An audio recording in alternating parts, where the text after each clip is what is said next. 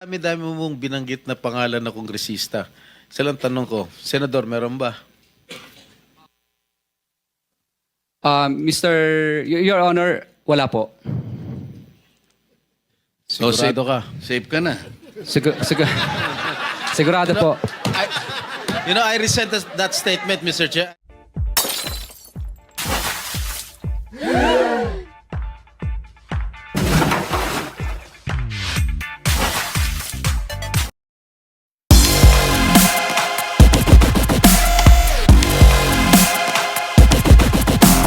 Isa lang tanong ko, Senador, meron ba? So, dinay mo na tumatanggap ka ng SOP from the Discayas? Yes, Sa mga project I na doon? denied that, sir. I denied that. Ang nangyari po nito, mukhang naramdaman niya na magsasalita na ako kaya sinauli po niya yung 25% plus parking fee. Kulang pa nga. Opo. Kailan nangyari ito? Nung makalawa lang po. Engineer Alcantara, what would you say? I respectfully deny po na may tinanggap po ako galing sa kanya. Dr. Estrada, Mr. Diskaya, sa dami-dami mong binanggit na pangalan na kongresista, isa lang tanong ko, Senador, meron ba? Your Honor, wala po. Sigurado ka? safe ka na. Sigurado po. I resent that statement, Mr. Chair. I resent that statement. Safe ka na. Okay. Di ba? Safe na. Mr. Chair, I move that you strike of the record that your Alam mo statement. naman, biro lang naman yun eh. Wala yun, wala yun. Mr. Chair? So, Senator Bato, Yeah, Mr. and Mrs. Discaya, dito sa paragraph 10 ng inyong sinumpaang salaysay, sinabi niyo dito, ngunit nung nagsimula ng makilala ang St. Gerard Construction, dumating naman ang panibagong pagsubok. Ang pagkakaalam ko yung pagsubok ay these are trials, challenges, kahirapan. Pero dumating ang panibagong pagsubok. Unti-unting nagsilapitan ang mga district engineers at mga regional directors ng DPWH at mga chiefs of staff ng mga mambabatas na nag-alok ng mga proyektong sinasabi nilang pundo ng mga mambabatas. I don't think pagsubok ito.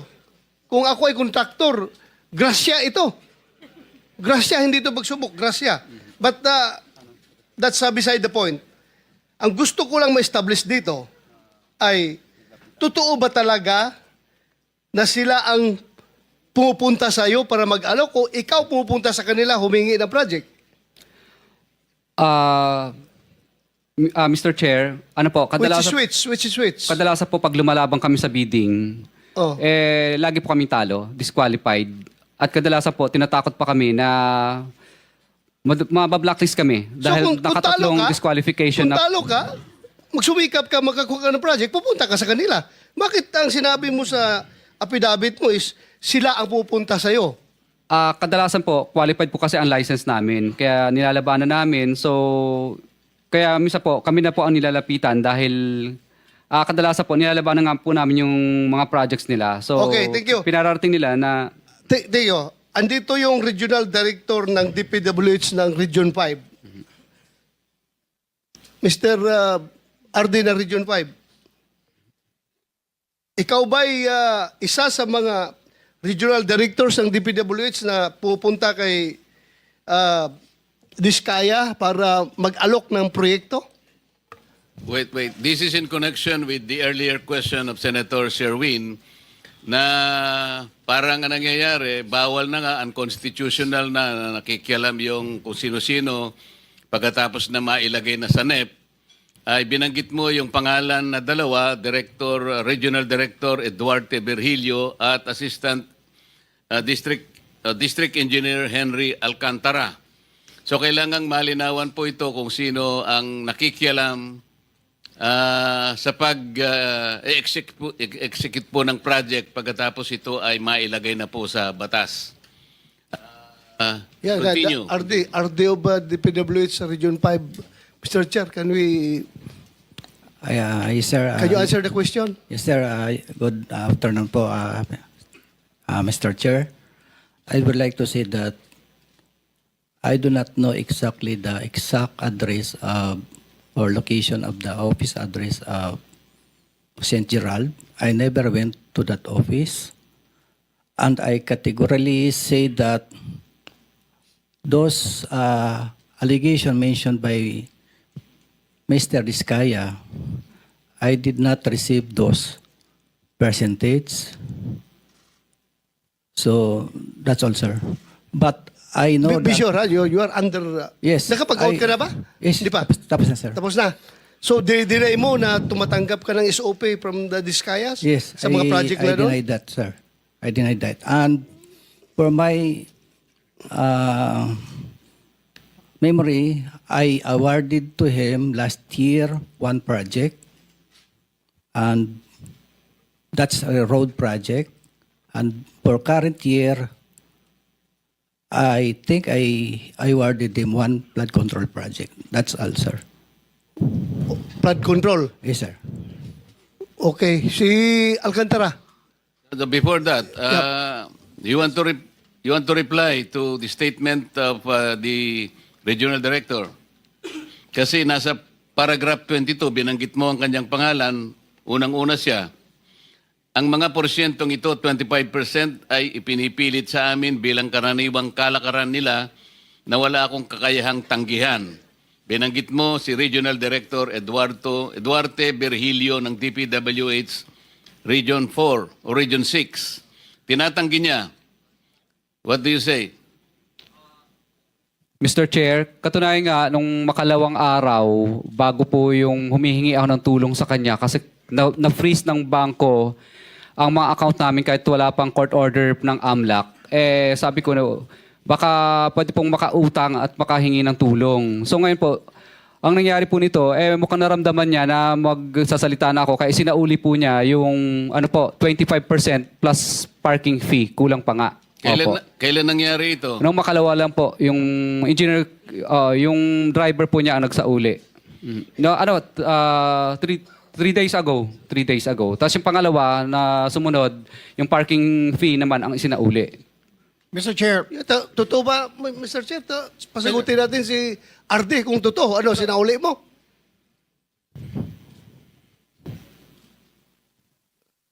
Pindutin mo, pindutin.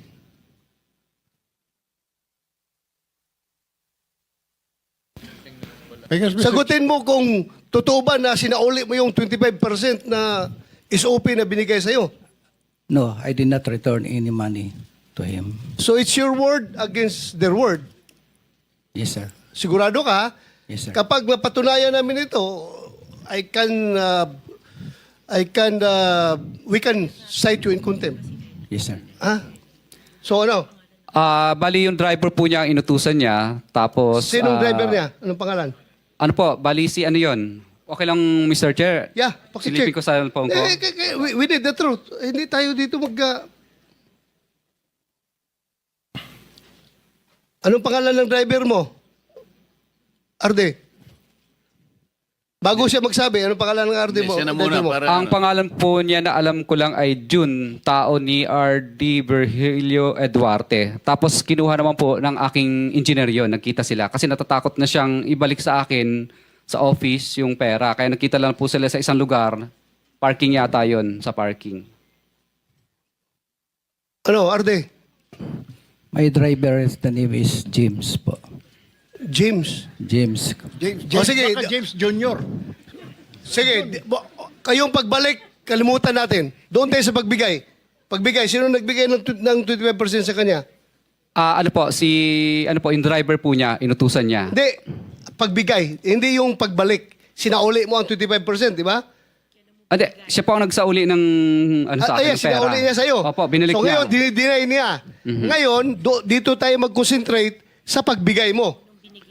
Nung binigay ko po, nagtatawagan lang po kami, tapos pumupunta po sa office namin yung driver niya para kunin yung pera. Anong pangalan ng driver niya? June lang po, hindi ko kilala yung ano. Pero sa akin po yung contact number ng tao niya. June ang pangalan.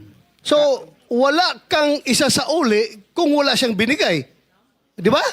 So, ibig mo magsabihin na wala siyang binigay sa'yo? How much is 25% of that particular project? Kung 150 million po yun, di 25% po nun. Mahina lang po ako sa computation. Wala akong... 25%, 25 million Pa- plus, 27. Oh, Parang ganun po. Oh, Parang 30, around 30. Opo, opo. Mga naglalaro po sa ganyan. so you are denying na wala kang natanggap sa kanya? Kaya wala kang sinauli? But he just admitted na may sinole. Ha? Akala ko may admission na sinole. Wala rin. Hindi siya Anyway, Mr. Chair, we will... Mr. Diskaya, alam mo yung cellphone number ni Regional Director? Okay lang po, basahin ko. Hindi, alam mo. Ay, opo. So kapag kung totoo ang sinasabi mo na nagbibigay ka nga ng ganitong komisyon, tinatawagan mo siya kung natanggap o hindi. Yes po, Your Honor. Ano yung ano ang CP number niya? Okay lang, basahin ko po. Kasi kahit cellphone ko, hindi ko kabisado eh. Hindi, wag Tinitingnan na ko lang. kasi hindi natin pwedeng ano yun. Pero alam mo yung number niya. Opo. Mamaya ay pwedeng makita ng staff namin na talagang siya nga number niya yan. Opo. Thank you. May mga text messages ba kayo, Mr. Chair, ni engineer? Ano na po, May Viber lang. exchange of, may messages kayo sa Viber. Meron po, pero syempre nag-disappear po yun eh. De, ano nga mga messages doon sa Viber? Ano mga sinasabi? Pero kadalasan po, Mr. Chair, is ano lang po, tawagan talaga. Tawagan. So kung tawagan, wala tayong problema, Mr. Diskaya, kasi yung mga phone logs ng mga calls mo, sa pagitan mo at saka kung sino pa, dito ay kay Director, Regional Director, Mr. Chair? mako-coordinate natin dyan sa telco at saka yung NTC. Makukuha po natin yung record, masasabi na po natin yan.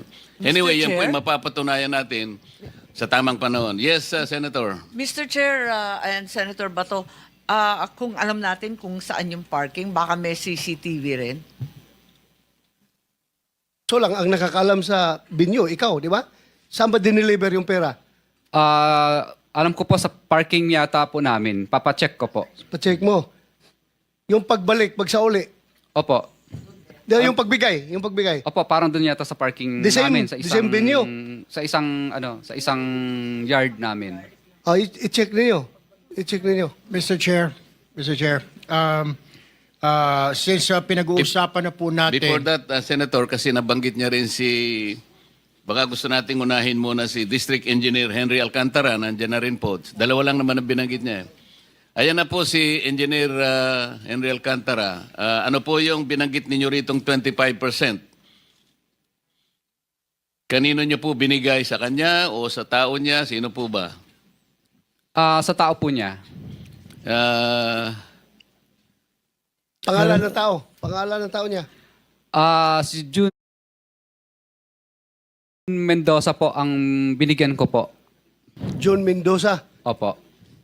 Personal na tao niya o tauhan niya sa opisina? Accounting po ng DPWH. Andito si John Mendoza, Mr. Chair? Si Meron, Engineer JP Alcantara Mendoza. nandyan. Yeah. Engineer Alcantara, what would you say? I respectfully deny po na may tinanggap po ako galing sa kanya. Yung mga accusations niya po, I respectfully deny po, Your Honor. Mr. Chairman, may I suggest to invite yung driver kanina? You see June ba yun? June? No?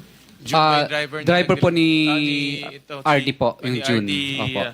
Virgilio. Invite natin para, it seems to me that yun yung link ni Virgilio tsaka kay Mr. Diskaya doon sa pagdi-deliver ng pera. So maybe invite that person so that we can drill down to the very detail, to the very last detail yung transaction. Kasi yun yung link, Mr. Chairman. Yes, we will do that. Director General, please take note of those.